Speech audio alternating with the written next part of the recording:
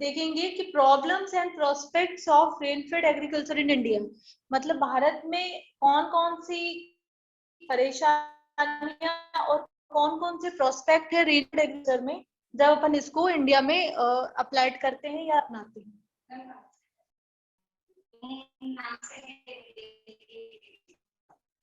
तो कुछ प्रॉब्लम्स रहती है, जैसे प्रॉब्लम्स इसमें पहली लाइन लिखिए, constant of dry farming regions, most of the cropping in the arid and semi arid regions continue condition, मतलब एरिड और सेमी एरिड रीजन की बात करें वहां पे सबसे ज्यादा क्रॉपिंग है जो रेनफेड कंडीशंस के अंदर होती है। The majority of farmers are small farmer with meager resources. meager मतलब कम या सूक्ष्म जिसको बोलते हैं। बहुत सारे अधिकतर अपने यहाँ के जो भारत के जो कृषक रहते हैं वो स्मॉल कृषक यानी कि स्मॉल फार्मर्स की श्रेणी में आते हैं, जिनके पास बहुत ही कम या बहुत ही लिमिटेड सीमित रिसोर्सेज होते हैं। The poor resource base permit only low input substantial farming with low or unstable crop yield. कम या पुअर रिसोर्स बहुत बड़ा एक एस्पेक्ट है जो कि फार्मिंग में या फिर कम लागत या कम जिससे यील्ड आती है उसमें एक बहुत बड़ी अड़चन बनता है कि अपने आप पे ज्यादा सोर्सेज या रिसोर्सेज नहीं है। The low productivity of agriculture in dry farming region is due to cumulative effect of many constants for crop production. The constant मतलब कौन कौन से ऐसी बाधाएं हैं जो कि रेनफेड एग्रीकल्चर में आती है, उसमें सबसे पहले आती है चीज अपन इसमें इस लेक्चर में देख रहे हैं कौन कौन सी बाधाएं हैं, कौन कौन सी कॉन्स्टेंट्स है जो कि रेनफेड एग्रीकल्चर में आती है।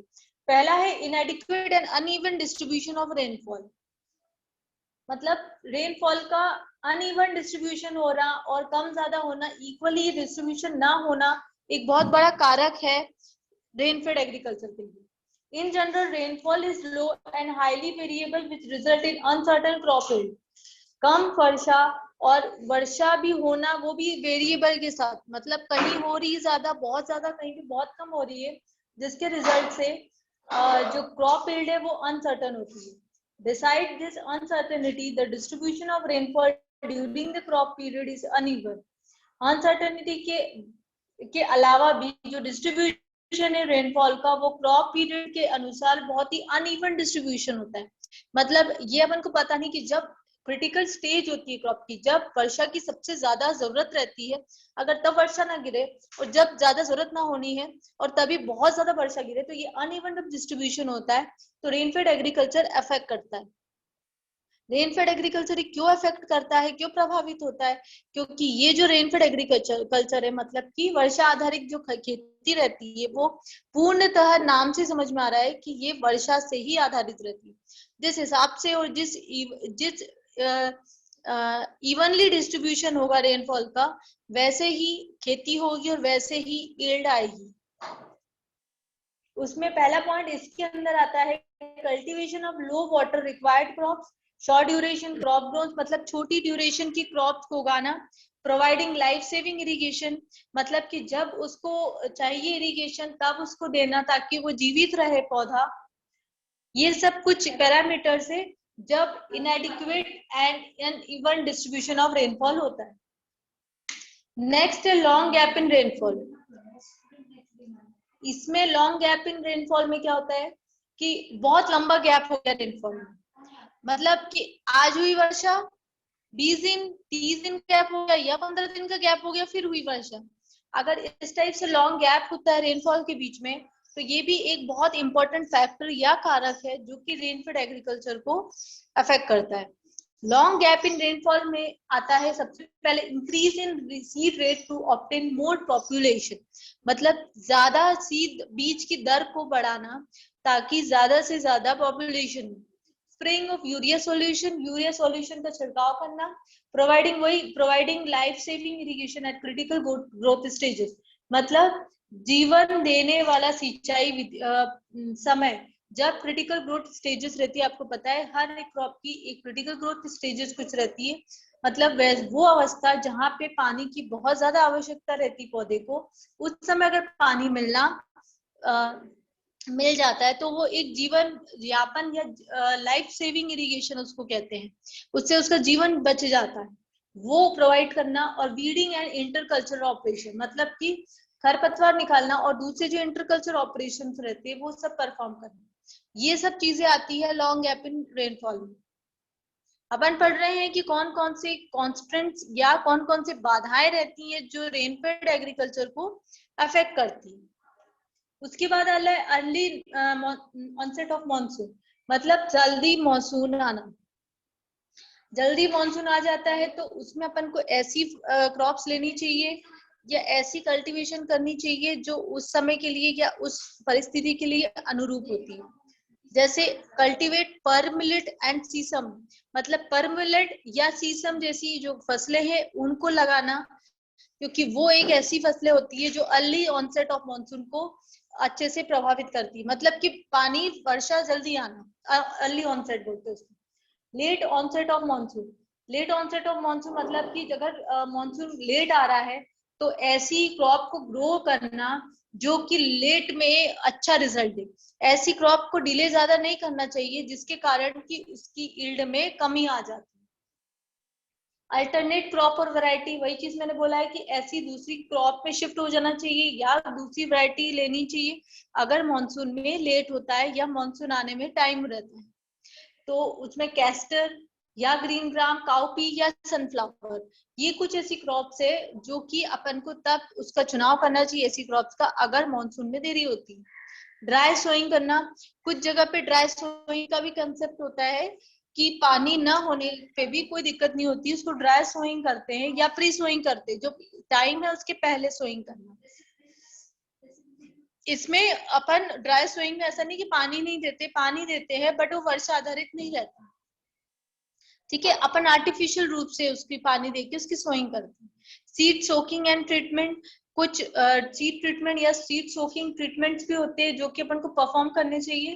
Transplanting of 1 month old bajra seedling, 1 month का जो बाजरा सीडलिंग है उसको ट्रांसप्लांट करना, ये सब किसके अंतर्गत आ रहा है अगर मानसून में देरी होती है, on the late onset of monsoon.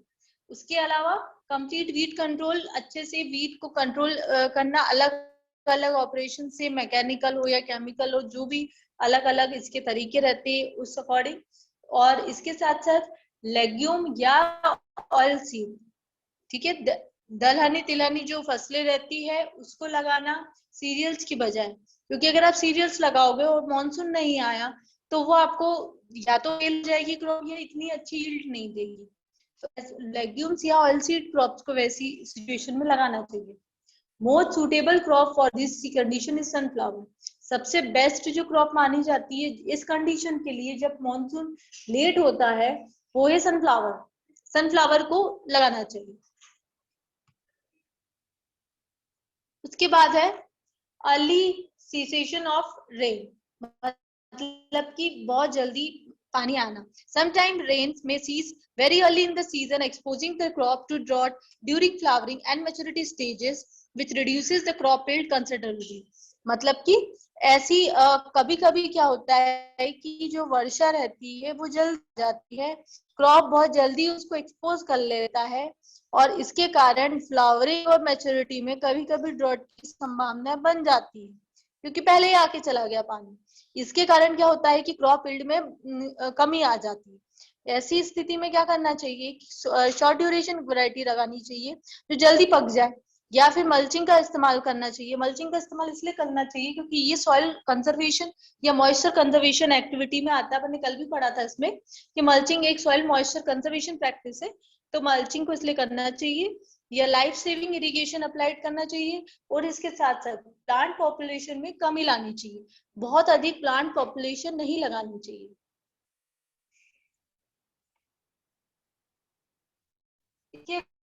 Prolong dry spells, prolong dry spells क्या होता है?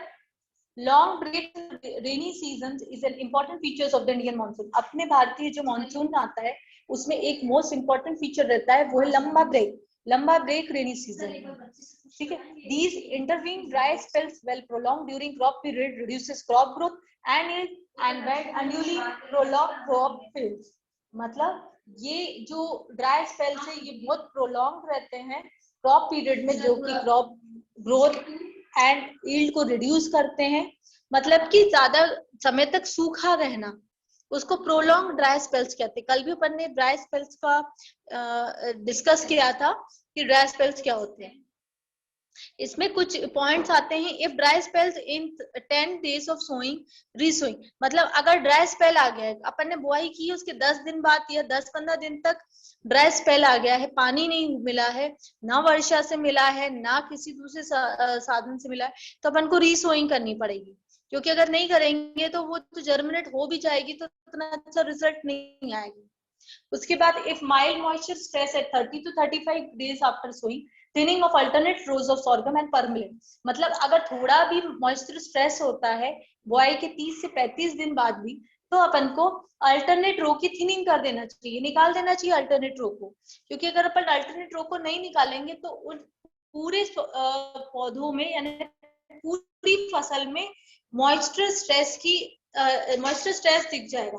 क्योंकि पानी उतना ही लेकिन पॉपुलेशन ज्यादा है प्लांट की, तो इसीलिए अपन को थिनिंग करनी पड़ेगी, निकालना पड़ेगा अल्टरनेट रो। जैसे पहली रो निकाल ली, फिर तीसरी, फिर पांचवी, फिर सातवीं, फिर नौवीं, इस टाइप से।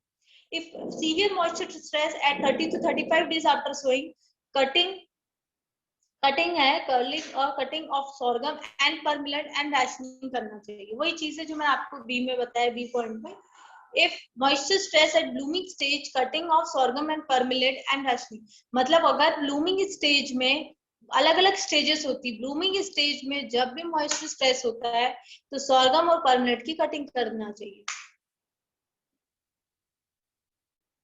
Breaking of monsoon for short while shallow inter cultivation for eradicating weeds soil mulch, मतलब breaking of monsoon for short while, अगर थोड़ी समय तक अंतराल के लिए मॉनसून ब्रेक होता है तो शैलो इंटर कल्टीवेशन करना चाहिए। क्यों करना चाहिए? जिससे कि जो खरपतवार है या फिर जो सॉइल मर्च वाली प्रक्रिया है वो हो सके। इसके अलावा wider spacing for moisture conservation, थोड़ी सी वाइडर स्पेस रखनी चाहिए हमेशा मॉइस्चर कंजर्वेशन के लिए। Spray of 2% urea after drought period is useful for interdeterminate crops. Interdeterminate और determinate crops दो varieties है, दो अलग अलग कैटेगरीज होती है क्रॉप्स की।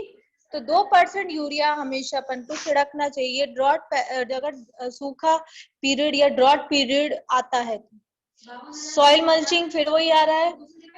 इन situ water harvesting, in situ water harvesting एक अलग ही पूरा कंसेप्ट है जिसमें ही वही खेत के पानी को ही हार्वेस्टिंग करनी चाहिए।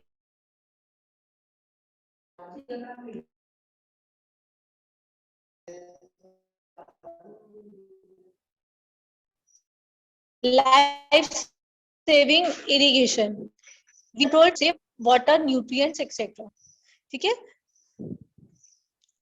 उसके बाद आता है low moisture retention capacity. Low moisture retention capacity, crop raised on the red soils and porous textures suffers due to lack of moisture whenever prolonged dry spells occur due to very low moisture holding capacity.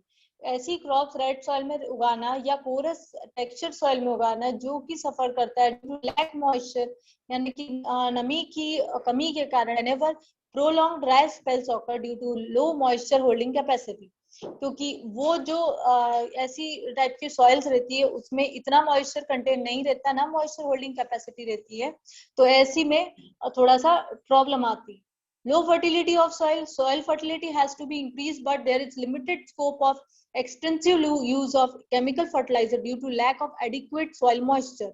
Soil fertility को बढ़ाना, लेकिन ये एक बहुत limited scope है क्योंकि इसमें अपन chemical fertiliser का भी यूज करते हैं, क्योंकि due to lack of adequate moisture, क्योंकि इतनी नमी नहीं रहती है मृदा में।